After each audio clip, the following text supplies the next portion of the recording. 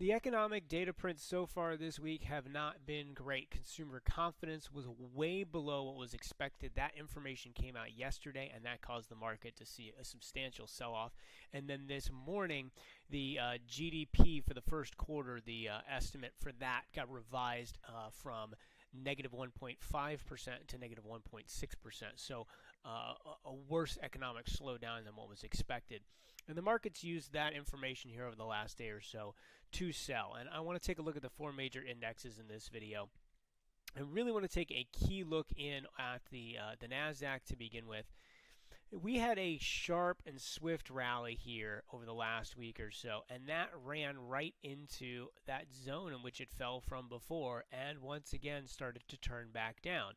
So if we just look at the price action right now, we continue to have a series of lower highs. The question, of course, is this going to come and make that lower low? And that would continue our downtrend if it were to happen. The bulls are really looking for price to hold right in this zone and start to turn back up. If that's the way in which it plays out, you can see that potential inverse head and shoulders type setup. Again, the key is going to be we still need to make a higher high, and for the Nasdaq, that's getting above that 12,800 zone. We take a look at the rest of the indexes. They're very similar setups here. The S&P 500 continues to be in this downward channel, which is very well defined. We failed to continue to actually even get to that 4,000 key level that we were talking about earlier this year before the turn down here over the last day or so.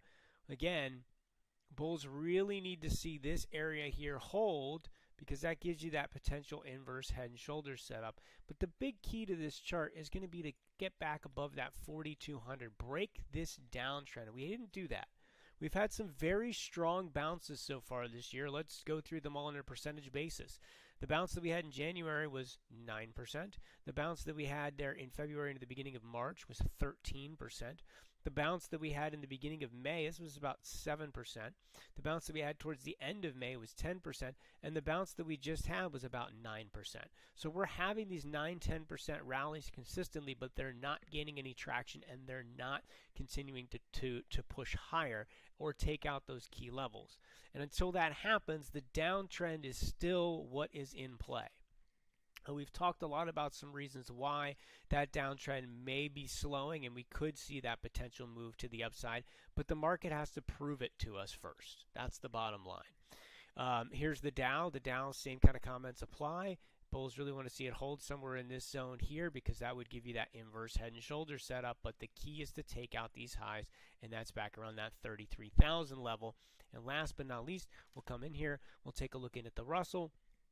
Same comments apply. And the Russell, I'm going to put the major level here back on the chart. This was the 2020 breakout zone, right?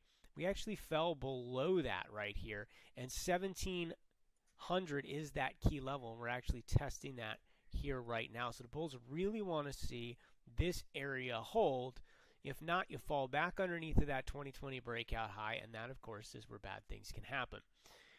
Again, same comments apply as the other indexes. We did not make a higher high anywhere, so the downtrends are still in play. As good as that bounce has felt, this one felt just as good, this one felt good, right? None of them have held on, and none of them have pushed higher. So what we're looking for here is price action that confirms, and that's going to be, we have to take out those highs from a month or so back. So we're going to be watching very, very closely. Also this week, we have PCE and Chicago PMI numbers to come out Thursday, as well as initial and continuing claims. So more data. We're going to be paying very close attention to see what that does. But the market could really use some good information at this point. We'll see you guys tomorrow. If you got any questions, feel free to reach out to me at Untitled Perspective Wealth Plan. You can give me a call at 814-580-9881. We'll see you guys tomorrow. Take care.